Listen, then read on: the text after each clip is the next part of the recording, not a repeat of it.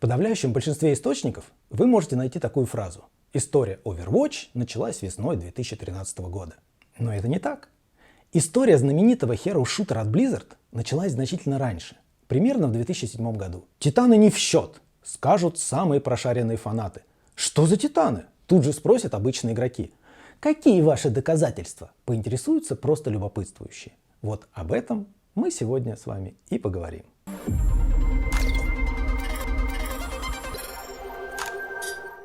Мы все знаем, что презентация Overwatch состоялась на BlizzCon'е в начале ноября 2014 года.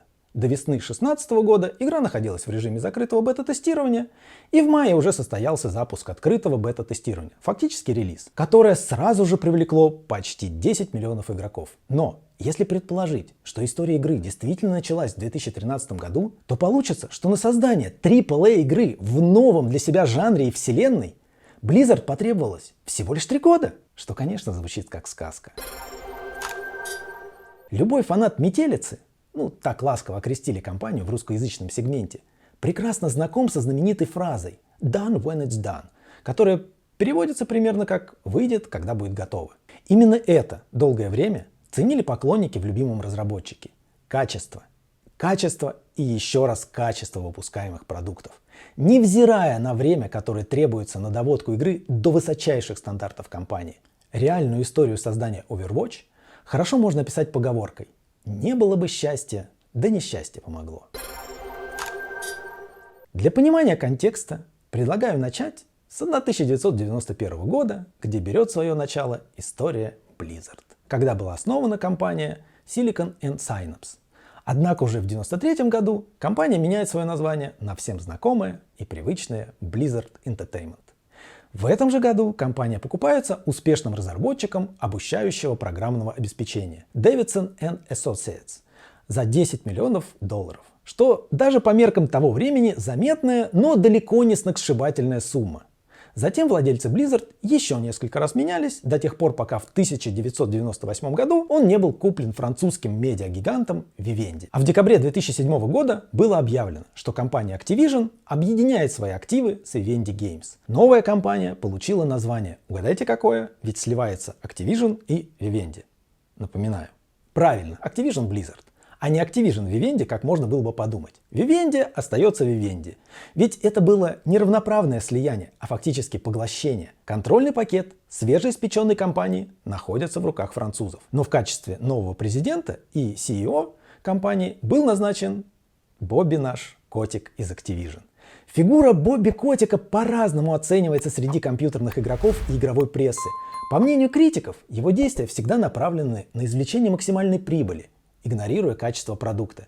И, возможно, это пригодится нам сегодня в нашей истории. Кроме поглощения Activision и прихода к рулю Котика, 2007 также знаменателен стартом разработки того самого проекта Titan, про который я уже упомянул в самом начале. Именно эти два события вместе я считаю эпохальными в судьбе Overwatch. Так что же из себя представлял этот самый проект Titan? Мы все еще в 2007 году, переговоры с Activision в процессе, а ребята из Blizzard, опьяненные успехом World of Warcraft, уже решают замахнуться на новую ММО. И не просто ММО, а Next Gen ММО, то есть игру следующего поколения, на фоне которой WoW будет все равно что плотник супротив столяра. Амбициознейшая цель. Но Blizzard не привыкает покорять вершины, и в атмосфере глубочайшей тайны стартует проект с рабочим названием Titan.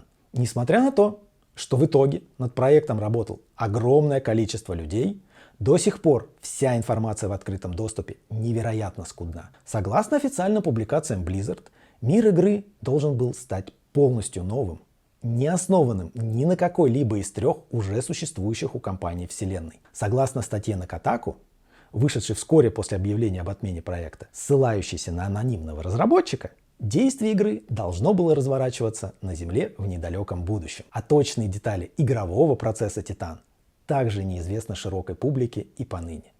Однако геймдизайнер Blizzard Джефф Каплан, участвовавший в разработке Titan и ставший в дальнейшем руководителем проекта Overwatch, рассказывал, что игра должна была стать основанным на классом шутером ММО. Игроки должны были выбирать класс персонажа, дающий им начальные способности, а по мере прогресса в игре они могли зарабатывать очки талантов. который можно было бы тратить на дерево умений данного персонажа. В целом звучит довольно знакомо, как описание того же World of Warcraft, но с шутерной боевкой. По словам Каплана, в момент отмены проекта вариативность доступных в игре умений позволяла составлять слишком мощные комбинации, результат применения которых он же сам описывал как очень сумбурно и запутанно. К сожалению, многие подробности так и остались под подпиской о неразглашении. В проект «Титан» были переведены наиболее опытные разработчики ММО в компании, чтобы использовать таким образом накопившийся к этому моменту опыт разработки World of Warcraft, что даже вызвало заметное недовольство игроков WoW, так как по многочисленным впечатлениям качество самого World of Warcraft стало заметно снижаться, а скорость выпуска обновлений оказалась ниже, чем ожидали фанаты. Кроме этого, на Титан нанимались топовые концепт-художники со всего мира. Компания выражала надежду, что World of Warcraft и Титан вскоре после релиза смогут мирно существовать на рынке. Якобы игры будут настолько разными, что совершенно не будут конкурировать. И как показала история, это правда. Это должны были быть совершенно разные игры. Как я могу такое утверждать, если Титан так и не вышел, а про сам проект известно очень мало? Есть у меня аргументы, но всему свое время.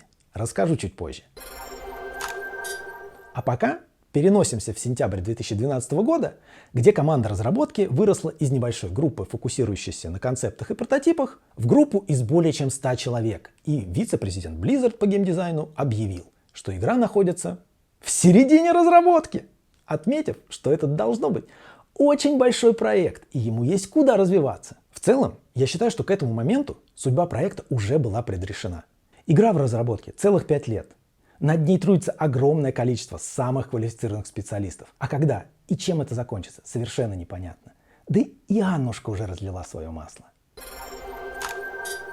Разработка массового шутера с общим миром под названием Destiny от студии Bungie началась в 2009 году. И как рассказывают руководители компании, команда в тот момент состояла всего лишь из 5 человек. Зато у них была общая цель — создать такую игровую вселенную, где пользователи будут становиться лучшими друзьями. А уже в начале 2010 года студия Bungie, разработчик легендарной консольной серии шутеров Halo, подписала 10-летний контракт на издание игр студии через издательство Activision Blizzard. В феврале 2013 года игра была анонсирована на широкую публику. Анонс был принят и публикой, и критиками очень благосклонно.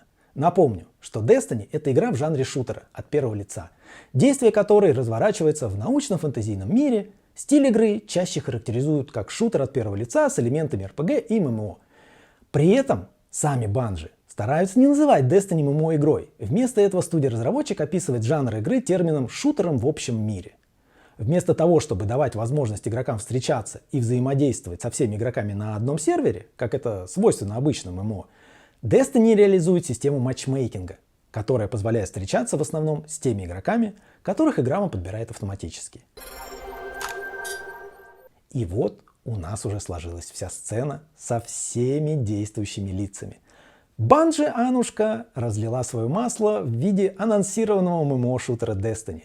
Команда проекта Титан подскальзывается прямо под раздачу трамвая Бобби Котика. И ничего, кроме закрытия проекта, в результате такого стечения всех обстоятельств мы получить уже просто не можем.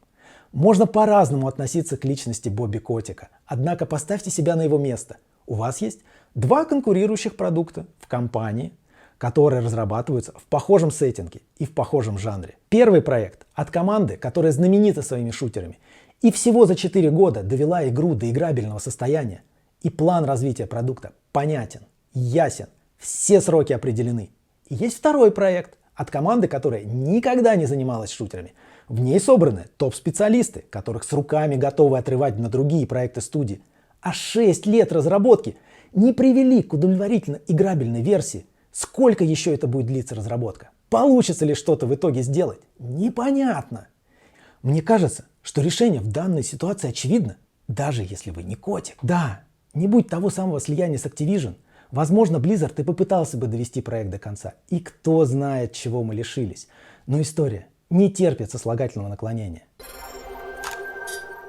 И вот, весной 2013 года 6-летняя работа огромной команды разработчиков студии Blizzard Entertainment закончилась ничем. Проект Титан — многопользовательский шутер от первого лица, который должен был стать флагманом Blizzard, был отменен, что тут же отразилось на команде из 140 художников, дизайнеров, программистов и менеджеров. После закрытия Project Titan команде разработчиков дали всего 6 недель, чтобы представить студии новые игровые идеи. И если команде не удастся придумать что-то, что получит зеленый свет на дальнейшую разработку, то она будет распущена. И все сотрудники будут переведены работать над другими продуктами студии, такими как World of Warcraft и Diablo 3. Именно этот момент большинство людей воспринимает как завершение истории Titan и старт истории Overwatch. Но ведь это не так. К этому моменту команда обладает 6-летними наработками по проекту Titan. И это не только, да и не столько строчки кода, замодельные персонажи, сконструированные локации и прочий контент. Нет, опыт команды измеряется совсем в другом. Опыт — это в первую очередь понимание, как не надо делать. Ведь за каждым удачным решением стоит не один десяток отброшенных вариантов. И чем меньше вам придется отбрасывать вариантов, тем быстрее вы найдете правильное решение. Команда обладает колоссальным количеством концептов персонажей, идей для их способностей, рабочих и нерабочих взаимодействий механик. И без всей этой наработанной базы Титана команда никогда бы не смогла за 1,5 месяца создать концепт Overwatch. Кстати, не только Трейсер и Жнец перекочевали из Титана в Overwatch. Роковая Вдова, Бастион, Солдат 76 – все они произошли от класса Рейнджер. Симерта и Торбьерн произошли от Архитектора, Рейнхард от Джаггернаута, хотя он совершенно другой, просто идея большого парня со щитом. А Гензи Ханза произошли от Ассасина. Вот почему я считаю, что Титан и Overwatch – единый продукт. Просто в какой-то момент команде пришлось сделать серьезный разворот. История IT полна таких разворотов, когда начинали делать один продукт, а заканчивали совершенно другим. Ребят, я тут подумал, многие успешные стартапы начались с совсем иных бизнес-моделей. Но у них начались проблемы, и они развернулись в другую сторону, как Инстаграм. Изначально это был геосервис чекинов, а потом развернулся. Или чат-рулет. Был социальной средой, но развернулся и стал площадкой для сексуальных извращений. Нужна новая идея. То, что нужно людям. Нужен разворот. История создания игр также полна самых невероятных примеров рождения шедевров. И главный вывод, который я хотел бы сегодня сделать, это никогда не сдаваться, но при этом сохранять гибкость, чтобы не разбивать голову о стену, вовремя суметь сделать разворот и попробовать поискать выход. А на этом сегодня у меня все. Разрабатывайте игры, играйте в них, не сдавайтесь и ищите выходы, даже из самых безвыходных положений. С вами был канал ProGameDev и его ведущий Иван. Пока-пока.